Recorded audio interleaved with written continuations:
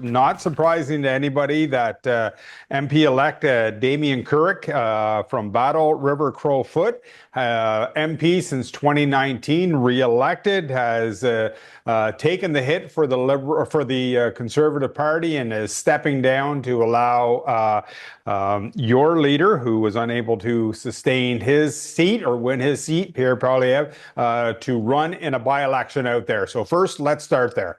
Yeah, so Damien Kurek has sat down, and he's actually a friend of mine, which I applaud Damien for taking these steps. I haven't actually talked to Dame since he announced that he was resigning, so I don't really have any light to shed on that. But I'm assuming Damien had his reasons either way. It's great to see that Pierre will have a seat shortly. And let's talk about the decision by Prime Minister Mark Carney. You said he's not going to play any games once he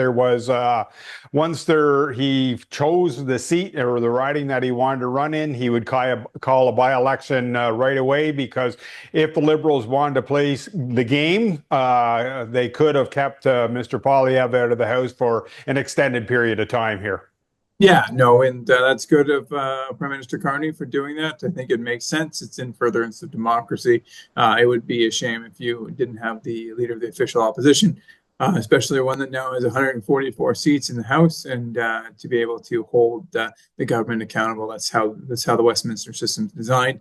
This was kind of a one-off oddity that happened. Now I'm going to play devil's advocate here, and I'm going to put on the hat of the Conservatives always wanting to be fiscal and such. But here we are. We just spent X amount of millions of dollars on an election, and now we're going to throw money towards a by-election to get your leader inside the House. Your thoughts on that? Because it has been something that has been floated around by some around here. Why are we spending more money on an by-election when we just had an election?